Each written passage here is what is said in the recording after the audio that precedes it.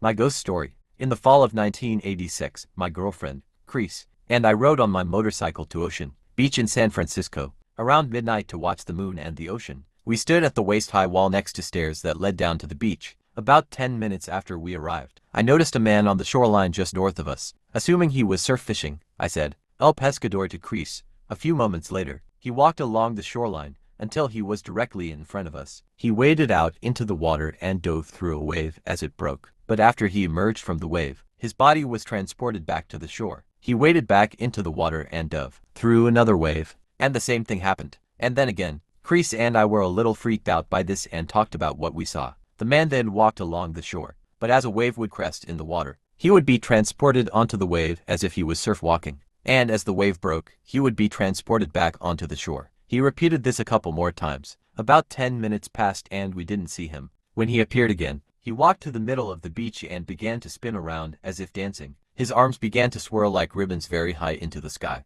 maybe 80 to 100 feet, very much resembling the colorful shimmering texture of the aurora borealis. It was both spectacular and frightening. For the next 15 minutes or so, we didn't see anything more and we were about to leave when I saw him again. I said, "El Pescador." In that moment, it took 3 giant steps, without time passing, and was now standing on the beach at the bottom of the stairs, closer to us than my motorcycle. Chris looked at me for direction and I took off running for my bike. Not my bravest moment. As I ran, the thing on the beach belted out a loud, shrill scream. I turned toward the scream and noticed someone else in the parking lot standing next to her car with the door open and her headlights facing the beach. I believe she must have seen the aurora borealis part and pulled into the lot. I got on my bike and felt Chris jump on behind me. As we took off, we had to ride past the stairs. The thing was now sitting on the stairs, facing us, and it was 3 times the size it had been. How's that for a ghost story?